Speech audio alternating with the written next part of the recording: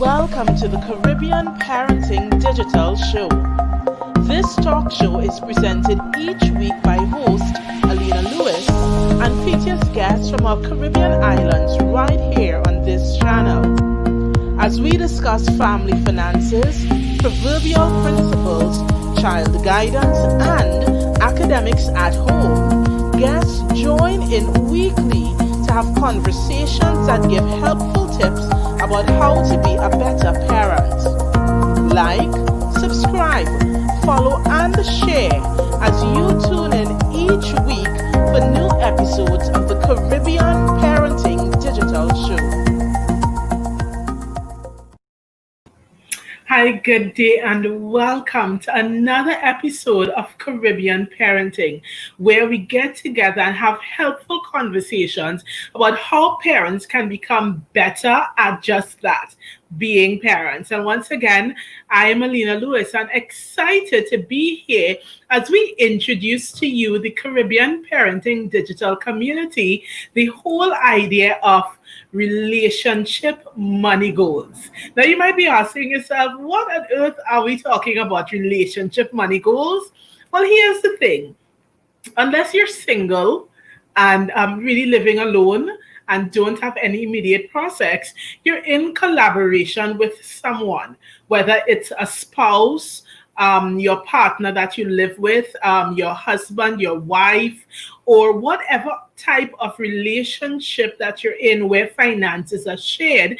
In order for us to be successful, we need to share some goals. And of course, joining us for this conversation, and we've been so happy to have her for the last couple months as we've gone through season 1 of Caribbean Parenting. We have joining us Trishana Sirju-Arjoon, a financial advisor with Guardian Life Limited. And she's been here during season 1, sharing some really awesome tips about how we can set our budget, set our goals, how we could shop wisely, and we've talked about so much more. So if you haven't done so as yet, please take a moment and click subscribe, because when you like and subscribe to the Caribbean Parenting Digital, you support us in being able to continue to provide these programs to so many persons. And be sure to click that notification button so that you can receive updates each time new episodes are streaming. So joining us today is Trishana Sirju-Arjoon of Guardian Life Limited. Hi, Trishana. Hi, good afternoon, Alina. How are you? I am excellent. I'm keeping well, thanks. Yes. So today, Trishana, we're chatting about relationship money goals. So first question for you. When you think of relationship money goals, what are you thinking about? Well, first, we say money goals, or we say, a lot of times in my conversations, I'll find myself saying financial goals. But if you really think about it, all our goals are financially related. There's no goal that we want to achieve, most of them at least, that's not tied somehow to you and your financial situation. And so all of our goals are somehow tied to our finances. And if you're in a relationship with somebody, or like you said, you're living with someone, you have a partner, spouse, whatever title you want to give it, and you have goals, you become shared goals within the relationship.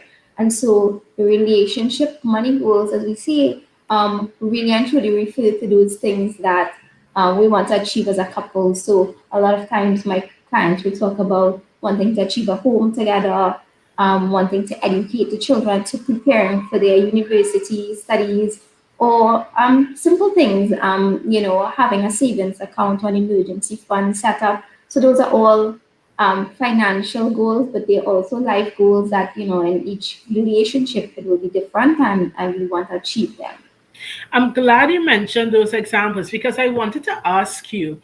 I know in an earlier episode, we spoke about budgeting and so on, and we would have talked about like short-term goals, medium-term, long-term goals. Can you take just a couple minutes, Trishana, just to recap a little bit, so that when we start talking about money goals, how do we know if we're setting good goals, if the goals are effective goals, if it is they're projections that could work for us, because I can imagine for so many parents we have ideas in our heads of things that we want to do, but they're not always unnecessarily framed as goals, financial goals. So can you help bring some structure to our understanding about when we talk about financial goals or money goals, what really are we talking about? And maybe give some examples so it would help our viewing audience to be able to categorize these types of goals. Sure. So, I'll give, I'll start with one of the ones that most parents will have on their minds, and that is education. Yeah. So oftentimes, a lot of parents will say, yes, I'd like my child to attend university, or I'd like to help them. They have really a good entrepreneurial skills, so I want to encourage that. I want to help them start their first business when they're 20 or whatever the case is. And they've said this, and they want to achieve this. But unless we sit down and we really think about how we're going to get there, then we just kind of aiming towards something that we perhaps not going to meet. So to make it real and to make it achievable, what I usually suggest to my clients is there must be a timeline. So for education, that's easy because the timeline is set for us. The child is born this year, then of course we have 18 or 20 years to go when that timeline is up, when that goal must be achieved. And so break it down. So you must know how much you want to achieve. Let's say in the case with education, you look at what the university costs, the cost of university today. And oftentimes, let's say my client, let's say their child is one, we will look at what the cost of education is today. If it's a 4-year program they want to prepare for. And I mean, if your child is a baby, of course, we expect that you won't know what they want to do at university. But it's just you preparing. So for now, when they're very young, it's you preparing for what you think they might want to do. And as they get older, those goals and those dreams, we will tweak. But in the case of education, for example, we take a 4-year degree. What's the average cost of it today? I help you to calculate what that will look like with inflation and the cost of education increasing and so on 18 years from now. And then we have a lump sum, we have a goal, we have a target.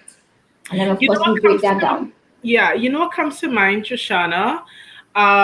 Thinking that you're speaking in specific relation to education. That's great as it pertains to parenting, but Mhm. in so many instances, we having to set financial goals, education and its related expenses are Mhm. only but a part of a larger schedule of things. And Right. sometimes what we observe with parents is that they tend to maybe look at one group of things and not another. So, is there any advice then, even as we pull back to even identify goals, Mhm. um, being able to say, here's what, this is how we could map it out? Do you have any strategy in that case, how they could map it out so they could have a holistic view of what their goals should be? Are there traditional categories to be considered that maybe sometimes parents might overlook? Right. So in order to bring these ideas forward, when I have a conversation with my clients, I usually use our financial pyramid. Okay. And anyone can. There's so many versions of it, and I usually use just the simplest version. And the simplest version at the base of it will talk about protecting your risks. So we're all exposed to risk on a daily basis, right? So we're exposed to, the risk of us leaving the house and getting into an accident and becoming injured. We could, discover something medically wrong with us. We could get into a car accident. Our home can get burned down. So we are exposed to risk on a daily basis. And the base of the pyramid really speaks to protecting those risks. And you can choose to either avoid the risk if you can, reduce your risk. So, in the case with avoiding the risk, we've been doing this with COVID. So, we've been staying at home. Um, and as much as you can't stay at home, we've been reducing the risk by wearing our face mask. Um, but the next step to that is if you can't, then you have to either choose to accept the risk or transfer the risk to somebody else. And in that case, you transfer it. Transferring of risk usually is done to insurance companies. So you get car insurance, because if you get into an accident, you want to ensure that your car can be repaired and that you can repair the person's car that you got into an accident with. So that forms a base. The next stage is about wealth accumulation and those goals that you want to speak about. So that's the second tier of the pyramid. And in that one, I usually talk about home ownership. So whether or not you want to become a homeowner, whether or not you want to send your children to university or you want to help them in some way, um, and whether or not you want to. So we break it down into different categories, and I say, okay, as a couple or as a family, are these applicable to you? So similarly, Alina, any couple or any persons, any household can sit down and say, okay, these are things that typically we want to achieve, and which categories are applicable to me. Do we want to own a home? Do we prefer to rent, or do we already have a family home that we want to renovate? So home ownership is usually one of those categories. It's a big one because it's usually an expensive one. Education is usually another big category, again, because it's a big one, and it's going to cost a lot. And so usually families will spend a lot of their resources on these two. But there will be smaller goals in between there, a car ownership, the type of vehicle they want to aspire to, perhaps, vacations. So those are smaller goals, but the time horizon is a lot shorter. And in all your goals, you want to have a time horizon. You want to have, if you want to have a home, for example, you need to sit down and have a strategy. So the strategy might entail you and your spouse deciding where that home is going to be. So make it as real. It might be 10 years down the road, but it has to be real to you because we need to map out how you're going to get there. So if it is you want to achieve a home in 10 years, or let's say 5, you need to say what that time horizon is. Wanting to achieve a home and having no timeline does not get you closer to your goal. So let's say we say 5 years. Then you need to know what the cost of the home is. How do you know that? Well, you need to figure out where you want this home to be. So you decide what area you and your spouse interested in. Call a real estate agent and say, listen, what's the average cost of a 2-bedroom or 5-bedroom home in this area? So you get a real figure. Yeah. Now you need to perhaps call loans officer and say, listen, what do I need if I need to for this home? Usually it's 10 or 15%, and now you have a goal for the next 10 or 5 years. Yeah? Yeah. So it takes I a think, lot of planning. yeah. I Yeah. understand. I think what it is sometimes there is fear involved, fear that I don't know how to do this, fear that I'm not sure I'll be able to do it, but I'll hope for the best. So I think definitely what I'm thinking about when we talk about tips for identifying family goals is not to be afraid to set goals, but this is where a business coach, a personal coach, a financial advisor comes in. So, for That's right. example, we have you, Trishana, who stands as a financial advisor. If persons get in contact with you, they're going to be able to connect with you, get information, find out. And in cases where you can support or the services that you provide can support, it's awesome. Similarly, in earlier episodes, you would have had Roll Rollox, Impact Strategist from Right. Vision Works, and he works with businesses and professionals to be able to help them manage and go through that coaching and mentorship experience through his Vision Works team to be able to say, let's help guide you. So I think the point is, even at this juncture for the viewing audience, is to recognize that help is available, and it's not a matter of I can't afford to hire a consultant because the conversation is free. And we're so happy to collaborate with persons like yourself and Roll Rollux from Vision Work Solutions, where there isn't a cost that someone from the Caribbean parenting community says, hey, I looked at the program, I just want to connect and get some direction to know where to go. You don't have to pay for that conversation. You No. have some discovery going on, and then you take it from there. But the goal is, don't let fear of lack and fear of uncertainty stop you from connecting with persons like Trishana. But on the opposite, allow the uncertainty, especially in these COVID recovery days, to propel you to say, here what, I really, because the times are uncertain, we need to manage risk. We need to plan to make sure those second tier goals that you talked about are being met, that we should be connecting with persons like Trishana for financial advising, or like Roll for business consultancy and professional development. We want to get in contact with people like this. But Yeah. Trishana, even as we continue on with the conversation, I want to ask you, what strategies should parents and couples be mindful of to ensure that their financial goals are achieved? Because certainly there is a place to identify the goals that you've spoken about, but too, there's also a place to be able to say, here's what, we want to be able to take steps moving forward to ensure that as we continue along the process, we're not falling at the wayside, dropping off, that kind of thing. What strategies can you provide to parents that would help them understand how to ensure financial goals are achieved? Right. So we talked about a minute ago about setting those goals, right? Yes, So let's assume that we have the goals set. Then how do we ensure that we stick to it, and how do we ensure that we achieve it no matter what? So I go back again because we're talking about Caribbean parents. I go back again to the example of the education fund. And let's say we set a goal of $500,000 now that we want to achieve. And no matter what happens, we want to achieve that goal. yeah, I would think one of the strategies that I would like to bring forward, because it's one that's usually overlooked, is the need for life insurance. Life insurance is a strategy. You might think, how is it a strategy for helping me achieve? It's me spending more money, right? But it's very crucial because we're looking at a long time horizon, and none of us right, know when we are going to leave this earth.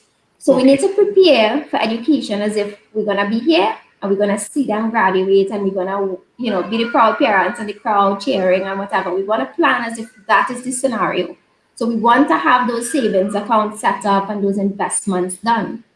But on the flip side, I've never spoken to a parent that has said, if I die, I want my children to not be successful. And right, so, on the flip side, we also want to ensure that you are protected for life cover.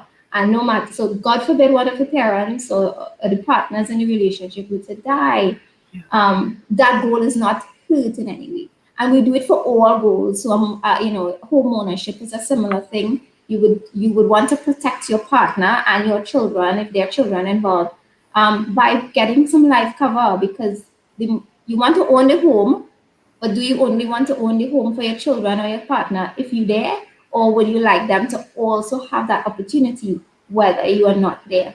And right, so all we can go through all of our goals, and structure it in such a way that we need to protect the risk, and mitigate for the risks involved, and to ensure that we achieve it. So that, I think, that's one of the key strategies that oftentimes we miss, is right. protecting the goal by protecting our risks and looking at those things that they hurt the goal long term. Right. Good. And Yeah. even as we consider strategies for the process, so let's say, for example, okay, we are in November of 2020. Someone is Right. looking at this and saying, okay, I want to try making a 12-month projection because I want to make sure my 2021 is so much better. Yes, Right. there's a place for protecting the goal, and we can do that through insurance and so on. But what about the financial goals we may have for a 12-month period? What strategies can you suggest for couples who to make sure that they're achieving these financial goals, that for the smaller things Right. that we would want to do within a 12-month period? Right. So we have to go back to our very first episode, which is have a budget. So in the budget, I would think that's one of the more important things. So now it becomes part of your budget. So just like if you have a mortgage, it now forms part of your budget because it's something you must do. If you have a goal for the next year, budget it, put it as part of your budget. It has to get done every month. in order to achieve this goal. So let's say you need $1,000 every month set aside in order to achieve this goal by the end of 2021, whatever it might be, then we budget for the $1,000 every month.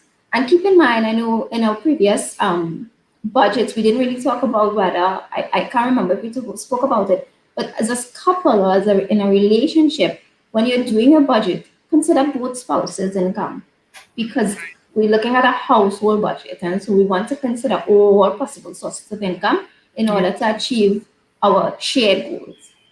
Yes, I understand. So, Trishana, even as we bring this conversation to an end, what final thoughts are there that you could share for parents to take away as it pertains to setting financial goals among the between spouses for the purpose of benefiting the family unit? Right. So most of the time, I think couples do have shared goals, but oftentimes there will be one couple that's more invested than the other in the goal. Right. So it should be a shared buy-in. If you get somebody to buy into the goal, then it means that they're more committed. And really and truly, that's the beauty of having relationship goals, right? If you have a couple that's bought into the goal, and often I'll see my clients show this with home ownership, because they both really invested, and also with children's education, they both really invested in the success of their children or in owning a home. If you both buy into the idea, so there must be some level of consensus. So having a conversation with your partner, your spouse, your significant other is important, and the first part of the strategy. And then holding each other accountable. So you set it in the budget, and we put $1,000 there, but it's not. But 2 months pass and we haven't done it. Hold each other accountable. Saying, listen, we need to do this. I think one of the reasons why those couple goals sometimes are achieved sooner than maybe as a single goal is because of that accountability. You have somebody there who's saying, no, we're not going to touch it. We're going to stick to it. Yeah. Yes. And then, of definitely. course, I don't want to underscore how important it is that we don't forget the base of the pyramid. We don't forget to protect our goals by making sure that they are managed. So we don't want to, we're working hard towards it, and we're setting aside it, and we budget it, and we're holding it accountable. But God forbid life happens and one of us no longer there. We want to ensure that the goal continues. Yes, and Trishana, thank you so much for sharing these pointers with us today. And of course, the viewing Caribbean parenting community, as I always say, mommies, daddies, aunties, and uncles, thank you for joining us for this edition of the Caribbean Parenting Digital Show. We trust that the information that has been shared today about relationship goals you find helpful, and you would really be able to use it. Of course, get in contact with Trishana. She has been such a valuable resource during this season 1 of the Caribbean Parenting Digital. Get in touch with Roll Rollocks from Vision Work Solutions. We'll be sure to tag them in this post so that you could see it, because these are two people. They're not the only people in the world, but definitely they've been supporters of the Caribbean Parenting Digital community, and we want you to be a part and benefit from their expertise. So be sure to get in touch with them. Remember, we have just the episode coming up soon with Universal Children's Day as a special feature. So, of course, on November 20th, you can be sure to look out for this. And definitely, you could comment and ask questions even under this video, and we will be sure to respond and provide resources to you. So, until next time, have a great one and take care.